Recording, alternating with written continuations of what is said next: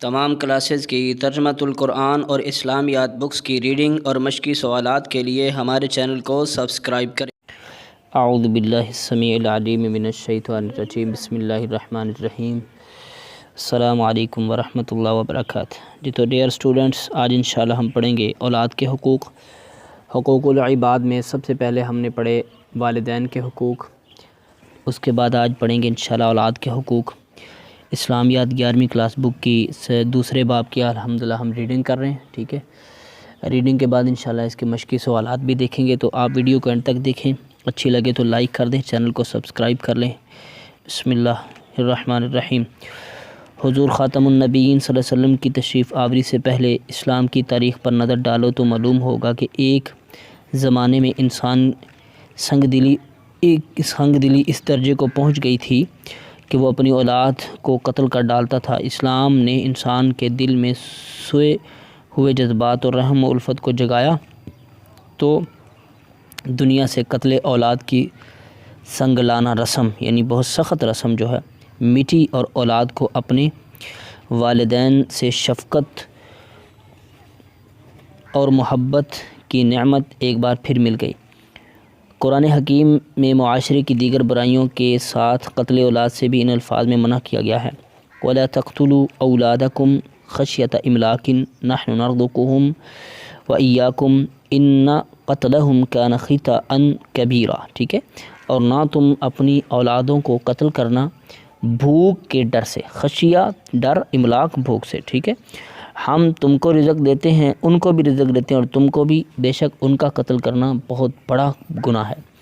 ایک صحابی نے حضور اکرم صلی اللہ علیہ وسلم سے دریافت کیا کہ یا رسول اللہ صلی اللہ علیہ وسلم سب سے بڑا گناہ کون سا ہے؟ تو آپ صلی اللہ علیہ وسلم نے ارشاد فرمایا شرک۔ انہوں نے دریافت کیا، اس کے بعد آپ نے ارشاد فرمایا والدین کی نافرمانی۔ عرض کیا، اس کے بعد ارشاد ہوا تم اپنی اولاد کو اس خوف سے مار ڈالو کہ وہ تمہارے کھانے میں حصہ بٹائے گی، ٹھیک ہے جی۔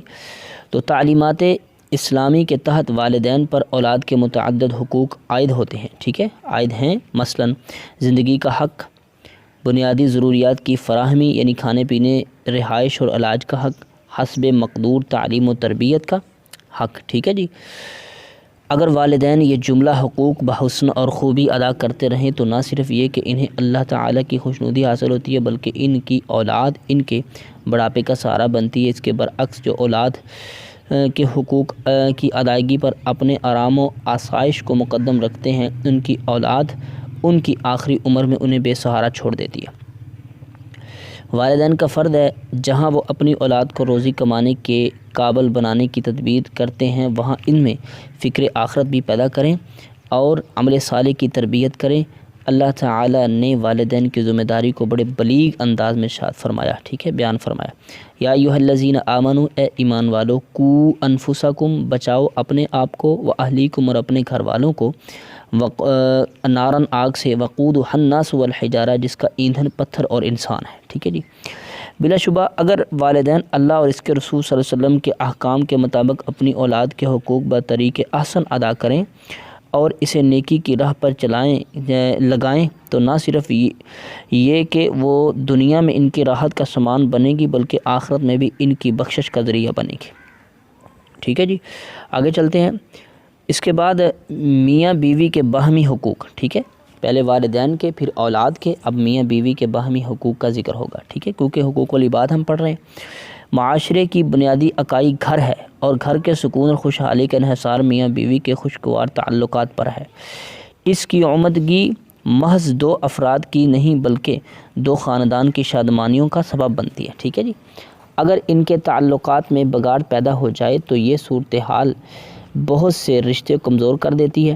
اللہ تعالیٰ نے زوجین کے حقوق کا تعین فرماتے ہوئے ایک مقام پر ارشاد فرمایا وَلَهُنَّ مِثْلُ الَّذِي، اور ان عورتوں کے لیے اس جیسا ہے، علیہن بالمعروف، جتنے ان پر فرض ہیں اچھے طریقے سے، ٹھیک ہے، یعنی جتنی ایک عورت پر ذمہ داریاں ہیں اس کے مطابق ان کے مردوں پر حقوق بھی ہیں۔ وَلِلرِّجَالِ عَلَيْهِنَّ دَرَجَةٌ، اور رجال مردوں کے لیے ان پر ایک درجہ برتری حاصل ہے، ٹھیک ہے جی۔ آگے چلتے ہیں۔ لیکن یہ درجہ محض گھر کا انتظام ایک زیادہ باہمت، حوصلہ مند اور قوی شخص کے سپرد کرنے کے لیے ہے، عورتوں پر ظلم اور روا رکھنے کے لیے نہیں۔ اسلام ہی وہ واحد دین ہے جس نے خواتین کا شرف بحال کیا اور مردوں کو ان پر حکومت کا اختیار دینے کے بجائے ان کی حفاظت کی ذمہ داری سپرد کی اور تلقین کیے کہ بیویوں کے ساتھ اچھا سلوک کیا جائے۔ نبی کریم صلی اللہ علیہ وسلم نے بیوی کے ساتھ حسن سلوک کو خیر اور اچھائی کا معیار بتایا۔ ارشاد ہوا خیرکم لأہلہ، تم میں سے سب سے بہتر وہ ہے جو اپنے اہل و عیال کے لیے بہتر ہے۔ ایک بار ایک صحابی رضی اللہ تعالی عنہ نے نبی اکرم صلی اللہ علیہ وسلم سے دریافت کیا، یا رسول اللہ صلی اللہ علیہ وسلم، بیوی کا اپنے شوہر پر کیا حق ہے؟ تو آپ صلی اللہ علیہ وسلم نے ارشاد فرمایا، جو کچھ کھائے اسے بھی کھلائے، جیسا خود پہنے ویسا اسے بھی پہنائے، اس کے منہ پر تھپڑ نہ مارے، اسے برا بلا نہ کہے۔ آپ صلی اللہ علیہ وسلم کو بیویوں کے حقوق کا اتنا خیال تھا کہ حجۃ الوداع میں ان سے حسن سلوک کی تلقین فرمائی۔ دوسری جانب اللہ تعالیٰ نے نیک بیویوں کی صفت بیان کرتے ہوئے فرمایا، فالصالحات قانتات حافظات للغیب بما حفظ اللہ، نیک عورتیں اپنے شوہروں کی فرما بردار ہوتی ہیں، شوہروں کی غیر حاضری میں ان کے حقوق کی حفاظت کرنے والی ہوتی ہیں۔ جہاں مرد کو منتظم اعلیٰ یعنی گھر کا جو اعلیٰ انتظام کرنے والے کی حیثیت سے بیوی بچوں کی کفالت اور حفاظت کی ذمہ داری سونپی گئی ہے، وہاں عورتوں کو پابند کیا گیا کہ وہ مردوں کی وفادار اور اطاعت گزار بن کر رہیں۔ ایک مسلمان بیوی کے شوہر کے لیے شوہر کی جو حیثیت ہوتی ہے، اس کا اندازہ نبی کریم صلی اللہ علیہ وسلم کے سرشاد گرامی سے ہوتا ہے۔ اگر میں اللہ کے علاوہ کسی کو سجدہ کا حکم دیتا تو بیوی سے کہتا کہ اپنے شوہر کو سجدہ کرے۔ ساتھ ہی شوہر کو نصیحت کی گئی کہ اپنے اختیارات کا ناجائز فائدہ اٹھاتے ہوئے بیوی پر سختی نہ کرے، بلکہ اگر اس میں کچھ خامیاں بھی پائی جاتی ہوں تو درگزر کرے اور اس کی خوبیوں کی قدر کرے۔ اس بارے میں ارشاد باری تعالی ہے، وعاشروہن بالمعروف، اور ان کے ساتھ برتاؤ کرو اچھا، فَإِن كَرِهْتُمُوهُنَّ، اور اگر تم ان کو ناپسند کرو، فَعَسَىٰ، قریب ہے کہ أَن تَكْرَهُوا شَيْئًا، تم ناپسند کر رہے ہو ایسی چیز کو، وَيَجْعَلَ اللَّهُ فِيهِ خَيْرًا كَثِيرًا، اور اللہ نے اس میں بہت زیادہ خیر رکھی ہو۔ ٹھیک ہے، یعنی بعض وقت اگر کوئی چیز انسان کو ظاہراً بری لگ رہی ہوتی ہے لیکن انسان کو پتہ نہیں ہوتا کہ اس میں اللہ نے اس کے لیے کیا کیا خیر رکھی ہے۔ اس بات کی تصریح نبی اکرم صلی اللہ علیہ وسلم کی ایک حدیث مبارک سے ہوتی ہے، جس میں آپ صلی اللہ علیہ وسلم نے فرمایا، اپنی بیویوں میں کوئی برائی دیکھ کر ان سے نفرت نہ کرنے لگو، اگر تم غور کرو گے تو تمہیں ان میں اچھا بھی ضرور نظر آئے گا۔ ٹھیک ہے جی، آگے چلتے ہیں۔ رشتہ داروں کے حقوق۔ رشتہ داروں کے حقوق، والدین، اولاد اور شریک حیات بیوی کے حقوق کے بعد اسلام رشتہ داروں کے حقوق پر زور دیتا ہے، کیونکہ معاشرتی زندگی میں انسان کا واسطہ اہل خانہ کے بعد سب سے زیادہ انہی سے پڑتا ہے۔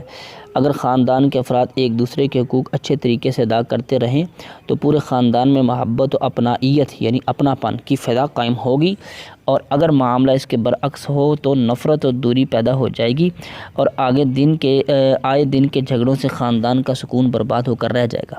قرآن و حدیث دونوں میں صلہ رحمی یعنی رشتہ داروں سے حسن سلوک کی بار بار تلقین کی گئی ہے۔ قرآن مجید میں ارشاد باری تعالی ہے، وَآتِ ذِی الْقُرْبَىٰ حَقَّهُ وَالْمِسْكِینَ وَابْنَ السَّبِیلِ، ٹھیک ہے جی، اور دیجئے قریبیوں کو اس کا حق، مسکینوں اور مسافروں کو بھی۔ ٹھیک ہے جی، آگے نبی اکرم صلی اللہ علیہ وسلم کی حدیث سے آپ نے ارشاد فرمایا، لا يدخل الجنۃ قاطع، جنت میں داخل نہیں ہوگا قطع رحمی کرنے والا۔ ٹھیک ہے جی، مسلمانوں کو حکم دیا گیا ہے کہ اپنے ضرورت مند رشتہ داروں کی ضرورت کا خیال رکھیں تاکہ انہیں غیروں کے آگے ہاتھ نہ پھیلانا پڑے۔ تلقین کی گئی کہ جو کچھ اللہ کی راہ میں خرچ کریں ان میں ترجیح اپنے رشتہ داروں کو دیں، اور پھر ان کے ساتھ جو سلوک کریں اس پر انہیں تانے دے کر اپنا اجر و ثواب برباد نہ کریں۔ انہیں احساس تنہائی اور احساس کمتری کا شکار نہ ہونے دیں، ان کی خوشی اور غم میں شریک ہوں۔ رشتہ داروں کے ذریعے امداد کا ایک اہم فائدہ یہ ہے کہ اس سے انسان کی عزت نفس مجروح نہیں ہوتی اور کام نکل جاتا ہے، جبکہ غیروں سے مدد طلب کرنے میں اپنی ہی نہیں خاندان کی عزت بھی گھٹتی ہے۔ اگر ہم میں سے ہر شخص اللہ تعالیٰ اور رسول اللہ صلی اللہ علیہ وسلم کی ہدایت کے مطابق اپنے رشتہ داروں کے حقوق کا خیال رکھے تو معاشرہ بہت سی خرابیوں سے محفوظ ہو جائے۔ ٹھیک ہے جی، آگے چلتے ہیں نمبر 5 پہ، اساتذہ کے حقوق یعنی اپنے جو ٹیچرز ہیں ان کے حقوق۔ اسلام نے جہاں مسلمانوں پر حصول علم کو فرض قرار دیا ہے وہاں استاد کو بھی معزز ترین مقام عطا فرمایا ہے، تاکہ اس کی وجاہت سے علم کا وقار بڑھے اور علم سے انسانیت کا استاد کا یہ اعزاز کیا کم ہے کہ اسے اس پیشے کی وجہ سے نبی کریم صلی اللہ علیہ وسلم نے ایک خصوصی نسبت حاصل ہے، جیسا کہ رسول اللہ علیہ وسلم کا ارشاد ہے انما بعثت معلما، مجھے تو معلم ہی بنا کر بھیجا گیا ہے، ٹھیک ہے جی۔ استاد نئی نسل کی صحیح نشو و نما کر کے اس کے فکر و عمل کی اصلاح کرتے ہیں، نئی نسل انہی کے فراہم کردہ سانچوں میں ڈھلتی ہے۔ استاد کے اعزاز و احترام کے بارے میں حضور اکرم صلی اللہ علیہ وسلم نے فرمایا تیرے تین باپ ہیں، ایک وہ جو تجھے عدم سے وجود میں لایا ہے، دوسرا وہ جس نے تجھے اپنی بیٹی دی ہے، تیسرا وہ جس نے علم کی دولت سے مالا مال کیا ہے، ٹھیک ہے جی۔ معلم کی حیثیت علم کی بارش کی سی ہوتی ہے اور طلباء زمین کی سی ہے، طلباء کی حیثیت زمین کی سی ہے، جو زمین بارش کو جذب کرنے کی صلاحیت رکھتی ہے وہ بارش کے فیض سے سرسبز و شاداب ہو جاتی ہے۔ یہ حوصلہ اور ظرف بھی والدین کے علاوہ اساتذہ کا ہوتا ہے کہ وہ اپنے شاگرد کو خود سے آگے بڑھتے دیکھ کر حسد کرنے کے بجائے خوش ہوتے ہیں، کیونکہ حقیقت میں وہ اپنے طلباء کی کامیابیوں کو اپنی کامیابیاں سمجھتا ہے۔ مسلمانوں میں استاد کی احسان شناسی اور احترام کا اندازہ کچھ اس رواج سے بھی لگایا جا سکتا ہے کہ استاد شاگرد کے نام کو اپنے نام کا حصہ بنا لیتے ہیں، اس طرح لائق شاگردوں کے ذریعے سے استاد کا نام زندہ رہتا ہے، ٹھیک ہے جی۔ یہاں تک ہم نے پڑھا حقوق العباد میں۔ اب چھٹے نمبر پہ ہمسایوں کے حقوق ہیں، انشاءاللہ ہم اگلی نشست میں پڑھیں گے۔ تب تک کے لیے اللہ حافظ، اللہ نگہبان۔